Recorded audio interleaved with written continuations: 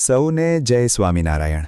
પ્રમુખ સ્વામી જીવનચરિત્રમાં આપ સૌ ગુરુહરિ પ્રમુખ સ્વામી મહારાજના ગુણોના પ્રસંગોનો આનંદ માણી રહ્યા છો અને આવા જ ગુણોના અવનવા પ્રસંગો આપ સુધી પહોંચે તે માટે અમારી ચેનલને સબસ્ક્રાઇબ કરો, વિડીયોને લાઇક અને શેર કરો. જયમીનભાઈ પટેલ અને હિતેશભાઈનો સંકલ્પ હતો કે દિવસરાત ગામડે ગામડે વિચરણ કરતા અને આજીવન પરિવ્રાજક બની મુસાફરી કરતા પોતાના ગુરુહરિ માટે સુવિધા સજ્જ કાર આપીએ. એકવાર સ્વામીશ્રી અને આ બંને હરિભક્તો નવી ખરીદેલી કાર પાસે ઊભા હતા. આ બંને હરિભક્તો ગાડીની જાતજાતની આશ્ચર્યકારક વિશેષતાઓ વર્ણવી રહ્યા હતા. વાતો પૂરી કરીને ધીમે રહીને હિતેશભાઈએ કહ્યું કે, સ્વામી, આ ગાડી તો આપને અનુકૂળ આવે એવી છે ને? સ્વામીશ્રી તેનો કહેવાનો ભાવાર્થ સમજી ગયા અને કહ્યું, આપણે તો જે જૂનું છે એ બરાબર છે. સ્વામીશ્રી વાત ટાળવા માંગતા હતા, પરંતુ સ્વામીશ્રી માટે અનહદ પ્રેમ ધરાવતા આ યુવાનો વાતને છોડે તેમ નહોતા. એમ તો આપે કેટલાય મંદિરો નવા બાંધ્યા અને દરેક મંદિર નવી નવી રીતે જ બાંધો છો, તેમાં નવી ગાડી ન લેવાય? એ તો ભગવાનની સેવાની વાત છે. ભગવાનની વાત તો કાયમ નવી જ લાગવી જોઈએ. વળી મંદિરોમાં તો હજારો લોકો લાભ લે છે ને પેલામાં તો આપણે એકલાને જ સુખ. જ્યારે શાસ્ત્રીજી મહારાજે આપને સંસ્થાના પ્રમુખ તરીકે નિયુક્ત કર્યા ત્યારે આપે કહ્યું હતું કે હું હરિભક્તોને રાજી રાખીશ, તો આજે આટલી અમારી વિનંતી માન્ય રાખો, અમને રાજી કરો. તમને રાજી કર્યા છે ને? તમારી સાથે બેઠા, અહીં મળ્યા, એ રાજી જ કર્યા છે ને? બાપા, અમારી ઈચ્છા છે. આવી ઈચ્છા કરવી જ નહીં. સ્વામીશ્રીની અનાસક્તિ આગળ બંને યુવાનો નતમસ્તક થઈ ગયા.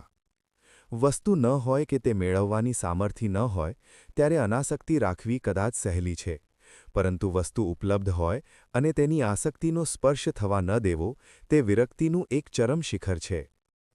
તારીખ 16/10/94ના રોજ વલ્લભ વિદ્યાનગરમાં હેલિકોપ્ટરની વાત નીકળી ત્યારે તેમને વચ્ચેથી જ અટકાવતા સ્વામીશ્રીએ કહ્યું હતું, આ લોકના મનસૂબા મૂકવા અને પરલોકના કરવા.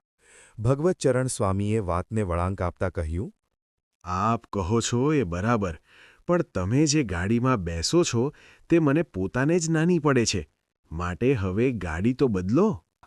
ગાડીને બદલવા કરતાં તમારા શરીરને બદલો. તમે તમારા શરીરને એવું કેળવ્યું નથી. દુઃખ આવે કે સુખ, વાંધો જ ના આવે. નાનું વાહન હોય તોય ભલે ને મોટું કે લાંબુ હોય તોય ભલે. ધૂળમાં સૂવાનું મળે કે મશરૂના ગાદલામાં, બધે ઊંઘ આવી જ જોઈએ. આ શબ્દો એમના જીવનના દર્પણ સમા છે. ગાડાથી માંડીને ધૂળિયા રસ્તા પર ધૂળ ઉડાડતા ટ્રેક્ટરમાં પણ તેમણે મુસાફરીઓ કરેલી છે અને મર્સિડીઝ કારમાં પણ કોઈ સ્પૃહા વિના બેઠા છે. એકવાર સ્વામીશ્રીએ કહ્યું હતું, લાખોની વચ્ચે હોઈએ તોય જંગલમાં છીએ ને જંગલમાં હોઈએ તોય લાખોની વચ્ચે જ છીએ એમ માનીએ તો જ સુખ રહે. છે પૈસા વગરનું જ્ઞાન પણ સર્વોપરી છે. જંગલમાં મંગલ કરવાની એમની કળા એટલે વિરક્તિ.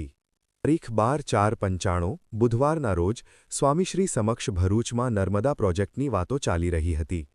વાતચીતમાં એક સદ્ભાવી સજ્જને કહ્યું, આપ અને આપના સાધુઓની કેબિનેટ આવે તો કામ થઈ જાય.